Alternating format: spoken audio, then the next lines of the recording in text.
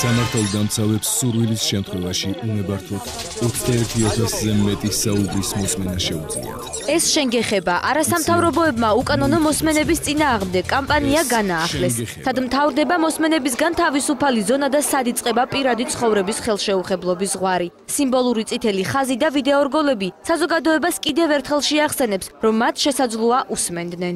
სისტემა მუშაობს ძველი სტილით და არის ფაქტობრივად უკონტროლო, არანაირი კონტროლის მექანიზმები რეალური არ არსებობს აი ამ სისტემაზე, რომელმაც ამდენი დააშავა.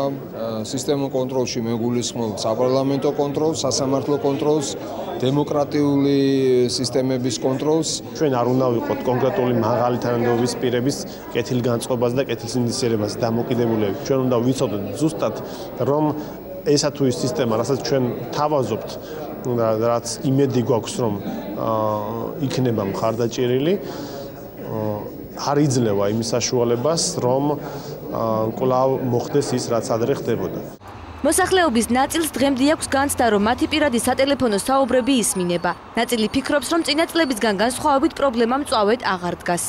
მანამდე მე მგონი გვისმენდნენ. ეხლა არა. ჩემს გრძელდება, კი. მაგრამ მე ხა ჩემზე არ ამგონი ახლა მე რომ ისმენდნენ. ამჟამადაც ვგრძნობ, რომ ჩემ ტელეფონს უსმენი. რაღაც სიხშირები ხმოვანი ხმებია. ისევ დგას თუ არა ეგრეთ წოდებული შავი ყუთები ინტერნეტ პროვაიდერ და ფიჭური კავშირგაბმულობის კომპანიებში.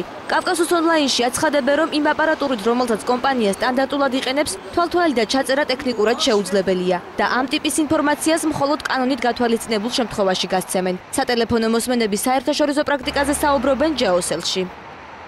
სოფლიოში არსებული პრაქტიკის მიხედვით სატელეფონო კომუნიკაციის ოპერატორები ვალდებულნი არიან ეროვნული უსაფრთხოების მიზნით ითანამშრომლონ შესაბამის ორგანოებთან ქვეყანაში კრიმინალის წინააღმდეგ, თუმცა ამ შემთხვევაში დიდი მნიშვნელობა ენიჭება თუ როგორ რეგულირდება აღნიშნული პროცესი მთავრობის მხრიდან.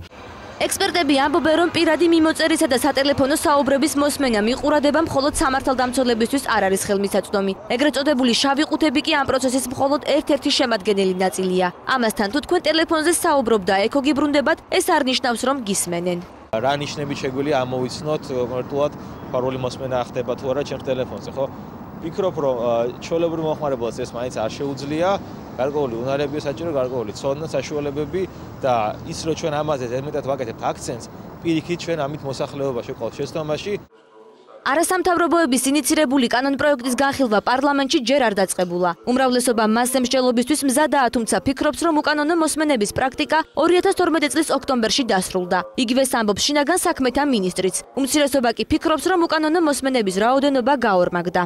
ეს პრობლემა დღესაც გრძელდება, ჩვენ ვიცით, რომ დღეს სახელმწიფოს აქვს ორჯერ მეტი, ასე ვთქვათ, საშუალება შეძენილი მისათვის, რომ მოსმენები იყოს. ჩვენ გვაქვს მყარად ჩამოყალიბებული პოლიტიკური ნება, თუ უკანონო მოსმენებს წერტილი უნდა დაესვას. ამიტომაც თუ იმეს რამე სამხილი აქვს, სიამოვნებით მოვისმენდი იმისათვის, რომ თქვათ, ჩვენ ჩამოვაყალიბოთ ჩვენი პოეზია. უკანონოდ არაფერი არ ხდება, მეგონი ნებისმიერი საქართველოს მოქალაქე თავის ყოველდღიურ ცხოვრებაში გრძნობენ ამას, არ იზღუდება მათი უფლებები.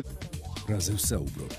ისევ გვისმენენ და ეს შენ გეხება განახლებული კამპანია აქტიურ ფაზაში მას შემდეგ შევა, რაც არასამთავრობო ორგანიზაციების საინფორმაციო აქციებს რეგიონებში დაიწყებენ. აქცია ქუთაისში პარლამენტის წინაც გაიმართება.